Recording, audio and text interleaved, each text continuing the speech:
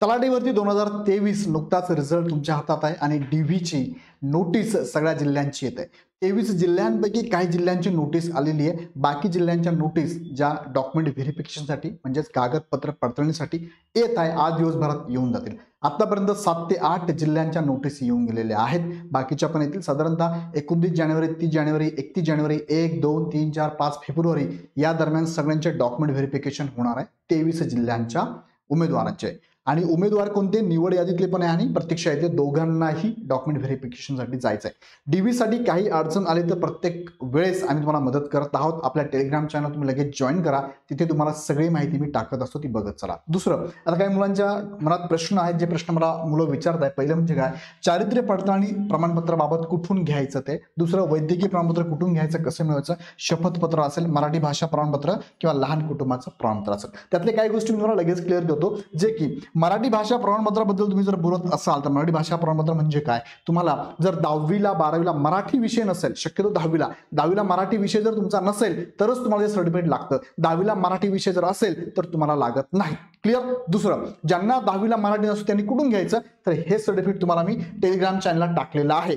किंवा काही जिल्ह्यांच्या ज्या आता नोटीस येत आहे डीव्ही साठीच्या, त्या नोटीसमध्ये सगळ्यात शेवटी पण टाकलंय. जसं की रायगडची नोटीस तुम्ही जर बघितली आता, सॉरी जालनाची नोटीस जर तुम्ही आता बघितली तर जालनाच्या नोटीसमध्ये सगळ्यात शेवटी हे सर्टिफिकेट टाकलेलं आहे. त्या सर्टिफिकेटची प्रिंटआउट घ्यायची आहे आणि तुम्हाला तुमच्या जवळच्या कॉलेजमध्ये जायचं आहे. त्या कॉलेजला कोणते कॉलेज चालेल तुमच्या आसपासचं, त्या कॉलेजला BA म्हणजे आर्ट फॅकल्टीमध्ये मराठी विषयाचा जो HOD असतो, त्या HODची साइन सिग्नेचर आणि त्या कॉलेजच्या प्रिन्सिपलची साइन सिग्नेचर म्हणजे तुम्हाला घ्यायची आहे, स्टॅम्प मारून घ्यायची आहे. बस इतकंच करायचं तुम्हाला. दुसरं काय, लहान कुटुंबाचं प्रमाणपत्र म्हणजे काय, स्मॉल फॅमिली सर्टिफिकेट. कुठे जायची गरज नाही. हे सर्टिफिकेट सुद्धा तुम्हाला आपल्या त्यांच्या जिल्ह्याच्या शेवटी, त्या नोटीसच्या शेवटी दिलेलं आहे. तिथून एकतर तुम्ही डाउनलोड करून प्रिंट घ्या किंवा आपल्या टेलिग्रामला टाकलेलं आहे, तिथून तुम्ही डाउनलोड करून त्याची प्रिंटआउट घ्या. त्याच्यात माहिती भरायची, सिंपल माहिती भरायची, सेल्फ अटेस्टेड, तुम्हाला स्वतःला साइन करायची, दॅट्स इट. एवढं सर्टिफिकेट आहे. असे 2 सर्टिफिकेट आहेत, सिंपल. हे कळले. आता या तिघांबद्दल सांगायचं म्हटलं तर शपथपत्र जे आहे ना, शपथपत्र जवळपास सगळ्या जिल्ह्यांच्या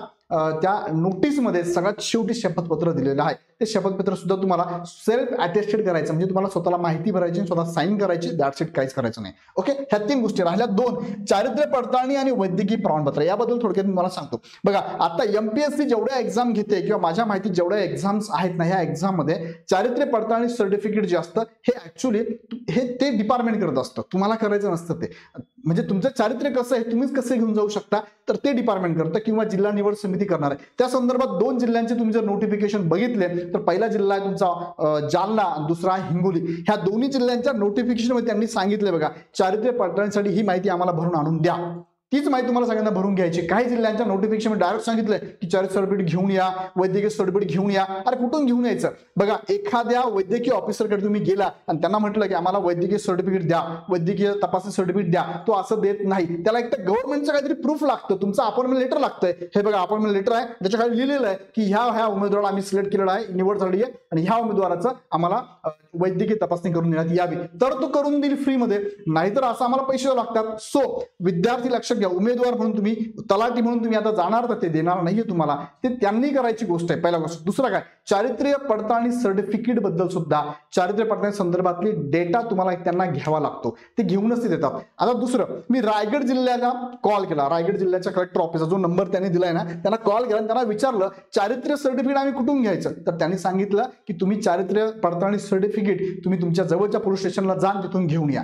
दुसरा प्रश्न मी विचारला, वैद्यकीय तपासणी अहवाल सर्टिफिकेट कुठून घ्यायचं, ते म्हणे सिव्हिलला जा, तिथून मिळतं. म्हणलं मिळतं का, देतील का ते, हो म्हणे मिळतं. पण लक्षात घ्या, असं गेलं त्यांना मागितलं देत नाही. दिलं तर तुम्ही सगळे काढून घ्याच. माझा नीट मुद्दा हा नीट लक्षात घ्या. तुमच्या जवळच्या पोलीस स्टेशनला, तुमच्या जवळच्या सिव्हिल हॉस्पिटलला गेलात तुम्ही आणि तिथून जर ते मिळत असेल तर घेऊनच टाका तुम्ही. सिव्हिल हॉस्पिटलला फ्रीमध्ये असतं, पोलीस स्टेशनला पण फ्रीमध्ये देतात. ते थोडंफार काय खर्च असेल, 5, 10, 50 रुपये, तर काय माहित नाही मला, पण मिळायला पाहिजे. मिळाला तर घेऊनच जा, पण नाही मिळाला तरी तुम्ही डीव्हीला जा.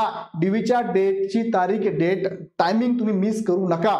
जा, नाही भेटलं तरी जा, कारण ही प्रोसेस नंतरची आहे. ही प्रोसेस त्यांना करायची असते, जिल्हा निवड समितीला करायची असते. ही प्रोसेस विद्यार्थ्यांनी करावी हे चुकीचं आहे. काही जिल्ह्यांच्या जिल्ह्यांच्या नोटीसमध्ये त्यांनी सांगितलंय, काही जिल्ह्यांच्या नोटीसमध्ये असं पण सांगितलं आणि तसं पण सांगितलं. काय सांगितलं थोडक्यात तुम्हाला मी दाखवतो. आता काही जिल्ह्यांच्या नोटिफिकेशन तुम्हाला जातो घेऊन. तत्पूर्वी इग्नाइट अकॅडमीकडनं तुम्हाला 26 जानेवारी प्रजासत्ताक दिनाच्या खूप खूप शुभेच्छा. आणि या प्रजासत्ताक दिनाच्या निमित्ताने इग्नाइट अकॅडमीच्या प्रत्येक कोर्सवरती तुम्हाला 26% ऑफ आहे. 26 जानेवारी निमित्त 26% डिस्काउंट आहे. लगेच तुम्ही बॅच जॉईन करू शकता, कोर्स घेऊ शकता, तुमच्या मित्रांना इतरांना कळू शकता डेफिनेटली. सो आता तुम्हाला मी घेऊन जातो 2 जिल्ह्यांच्या मुख्य डीव्ही कडे. बघा आता रायगडचं डीव्ही बघा, रायगड जिल्ह्याचं आहे, तुम्हाला इथे दिसतंय रायगड जिल्हा इथे दिसतोय तुम्हाला. रायगड जिल्ह्याचं हे डीव्ही आहे. प्रसिद्धी पत्रक कुठला आहे? हे रायगड जिल्ह्याचा आहे. हा रायगड जिल्ह्याचा हा क्रमांक आहे. ह्या नंबरला मी कॉल करून विचारलं, मगाशी मी तुम्हाला सांगितलं, त्यांनी सांगितलं घेऊन या.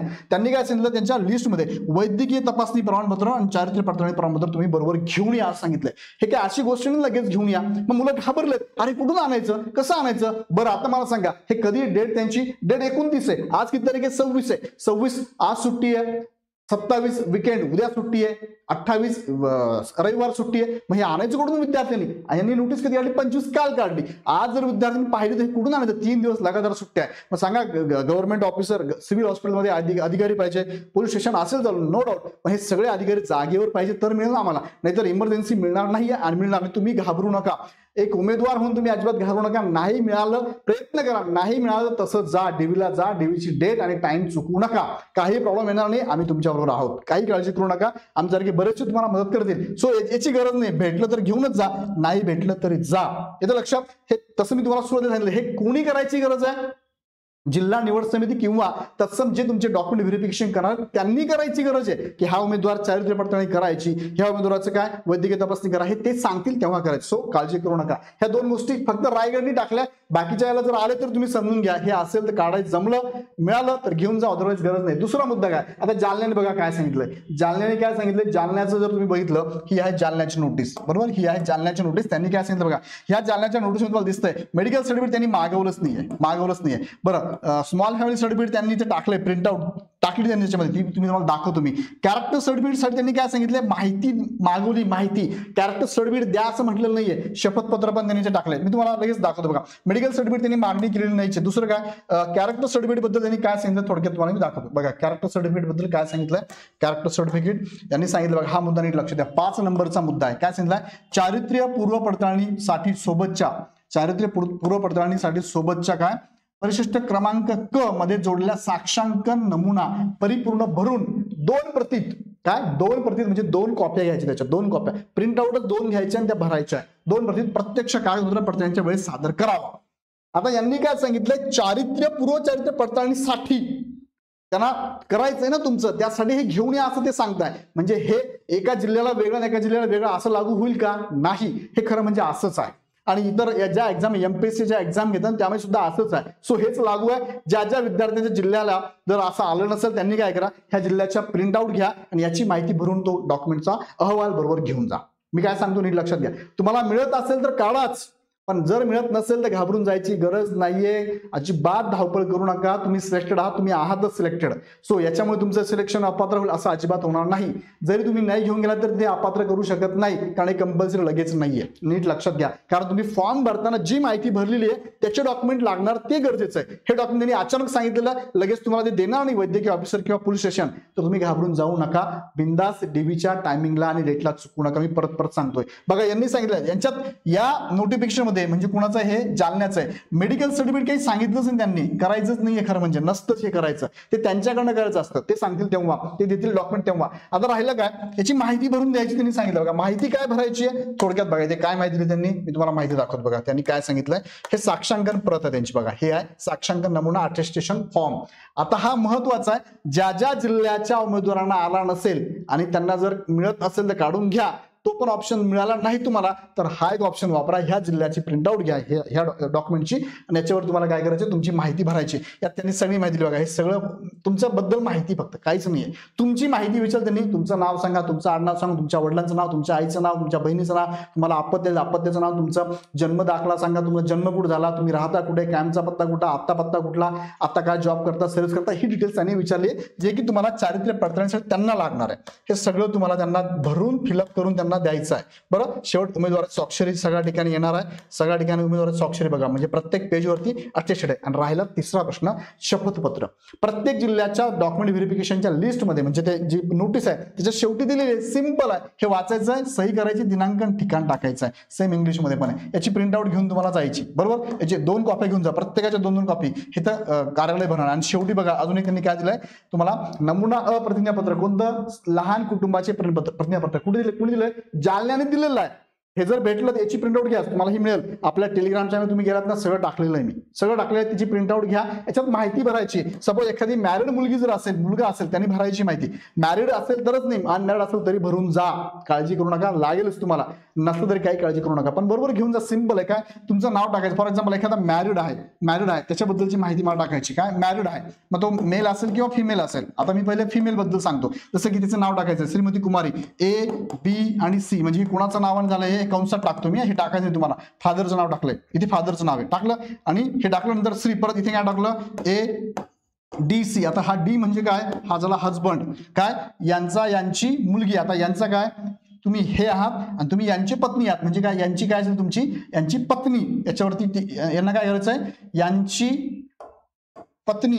वय तुमचं जे काय असेल, जे काय वर्ष असेल, सो फॉर एक्झाम्पल 27 वर्ष, राहणार, तुमचा ऍड्रेस, याद्वारे पुढील प्रमाणे असे जाहीर करते की मग तुम्हाला टाकायचं ते आज रोजी मला काय जे आपत्ती असेल, 1 असेल 2 असेल टाकायचं आहे, हे वर टाकायचं. याची माहिती परत इथे एक आपत्तीची काय असेल ती माहिती भरायची आहे, आणि खाली काय करायचं तुम्हाला? सिग्नेचर करायची. सही, नाव आणि ठिकाण, दिनांक टाकून, दॅट्स इट.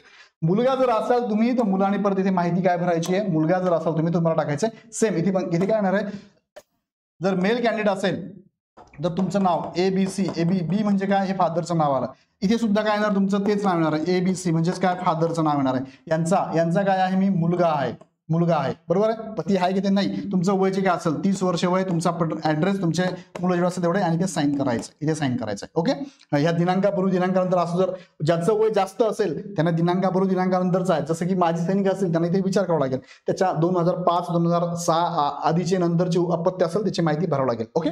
आता एखादा उमेदवार आहे जो की अनमॅरिड आहे, म्हणजे एखादा उमेदवार आहे अनमॅरिड आहे, त्याने सुद्धा माहिती भरून घेऊन जायची, काही हरकत नाही. तुमचं नाव टाकलं इथे ABC, इथे पण काय येणार आहे? ABC, आणि तुमचं वय वर्ष एवढं आहे, इथे राहतो मी, मला 0 आपत्ती आहे, दॅट्स इट. सगळी माहिती भरून घेऊन जायची. ओके. असं हे डॉक्युमेंट तुम्हाला घेऊन जायचं मॅरेज सर्टिफिकेट बद्दलचं, बरोबर. यात काही अडचण नसेल तुम्हाला. त्यानंतर हिंगोली तुम्ही जर गेलात ना, हिंगोलीचं बघा, मेडिकल सर्टिफिकेट त्यांनी मागितलंय का? नाही मागितलं. त्यानंतर कॅरेक्टर सर्टिफिकेट जे आहे ना त्याच्याबद्दलची काय माहिती मागितली फक्त. सेम फॉर्म इथे पण त्यांनी दिलेला आहे. शपथपत्र पण त्यांनी टाकलेलं आहे. सो काळजी करू नका. तुम्ही दोघांपैकी एकाचं बघा, त्याची प्रिंटआउट घ्या, ते घेऊन जा. हे सगळी माहिती तुम्हाला कुठे मिळेल माहिती आहे का? ही सगळी माहिती तुम्हाला मी टेलिग्राम दाखवतो. मी बघा, इग्नाइट अकॅडमीचा टेलिग्राम आहे आपला, इग्नाइट अकॅडमी सरळ सेवा, ह्या नावाने हा टेलिग्राम आहे. ह्या टेलिग्रामला मी टाकले बघा, स्मॉल फॅमिली सर्टिफिकेट टाकलेलं आहे. जसं की तुम्हाला मराठी भाषेचं परफॉर्म आहे सर्टिफिकेट, ते पण टाकलेलं आहे. जसं की जालन्याचं आता नोटिफिकेशन आलं त्याचं पण टाकलेलं आहे. ज्या नोटिफिकेशन इथे आलेले आहेत ना त्या सगळ्यांची माहिती मी टाकली. जसं की इथे बघा, आता सिलेक्ट झालेले उमेदवार त्यांची माहिती आहे, पण असे जे लिस्ट आतापर्यंत आली सगळी माहिती टाकली. तुम्ही डायरेक्ट जाऊन डिस्क्रिप्शन मध्ये पण लिंक दिली आहे, टेलिग्रामला जा, ती सगळी माहिती मी टाकली. काही अडचण आली तर खाली स्क्रोल लाईन मध्ये नंबर जोडले आपला, त्या नंबरला एक तर कॉल करा, माहिती घ्या, घाबरू नका, शांत राहा, डॉक्युमेंट जमा करा. मूळ डॉक्युमेंट त्याचे 2-2 झेरॉक्स काढा. पहिले मूळ डॉक्युमेंट सगळे रेडी करा सगळे, आणि मग एकदाच झेरॉक्स सेंटरला जा, सगळ्यांचे एक परत झेरॉक्स मारा. झेरॉक्स मारून झाले की चेक करा. तुम्हाला वाटले 2 नाही मला 3 ठेवा, म्हणजे एखादी गहाळ झालं तर प्रॉब्लेम नको यायला. 3 डॉक्युमेंट असे बनवा झेरॉक्सचे, म्हणजे असे टोटल 4 कॉपी तुम्ही बनवा. मूळ 1, 3 अशा. नंतरचे काय लिंक सिरीज लावा, 1, 2, 3, 4. एक पेपर इंडेक्स लिहा, काय पहिलं डॉक्युमेंट काय, दुसरं काय, तिसरं काय, चौथं काय, 10 नंबरचं काय, त्यानुसार सगळ्या लावा, आणि त्याच्यावरती तुम्ही सिग्नेचर करा, स्वतःची सिग्नेचर, म्हणजे याला सेल्फ अटेस्टेड म्हणतो. सिग्नेचर करा. 2 पासपोर्ट फोटो पण लागणार, ते पण बरोबर घेऊन जा. अशा सगळ्या गोष्टी एका पेजवर लिहा, सगळे इंडेक्स, आणि मग ते सगळे बनवा. काळजी करू नका, घाबरू नका, घाबरण्याची गरज नाहीच आहे. काही प्रॉब्लेम आला तर माझा नंबर सेवा 94 20 12 44 हा नंबर आहे. मला कॉल करा, नाही उचलता मेसेज करा, नक्की तुम्हाला मी रिप्लाय देईल. कारण एवढा 2 दिवसात खूप कॉल आहे आणि सगळ्यांना मी रिप्लाय देतोय. कॉल नाही उचल तर मेसेज तरी रिप्लाय देतोय, किंवा तुम्हाला बोलायचंच असेल तर मेसेज टाका, मी तुम्हाला टाइम पण देतोय. So all the best. काळजी करू नका. इग्नाइट अकॅडमी तुमच्या बरोबर आहेच, प्रत्येक पावलावरती असते, तसं इथे पण असणारच आहे. जाता परत एकदा सांगतो, हे जे ते प्रश्न आहेत तुमचे बघा, याला रेफरन्सेस मी तुम्हाला आता इथे वापरले कोणते, जालना आणि हिंगोली याचे सुद्धा आपण नोटीस तुम्हाला मी टेलिग्रामला टाकले, यांचा रेफरन्स तुम्ही घेऊन बाकीचे डॉक्युमेंट तुम्ही बनवू शकतात. काही अडचण आली आम्ही तुमच्या बरोबर आहोतच, काही शंका वाटली तर नक्की आम्हाला सांगा. आणि या प्रजासत्ताक दिनाच्या तुम्हाला खूप खूप शुभेच्छा आणि या डॉक्युमेंट व्हेरिफिकेशनसाठी ऑल द बेस्ट. आणि त्यानंतर तुम्हाला नियुक्ती झाल्यानंतर जेव्हा तुम्ही ॲक्च्युअल जॉबवर जाल त्यासाठी सुद्धा खूप खूप शुभेच्छा. तुर्तास थांबतो. खूप खूप धन्यवाद.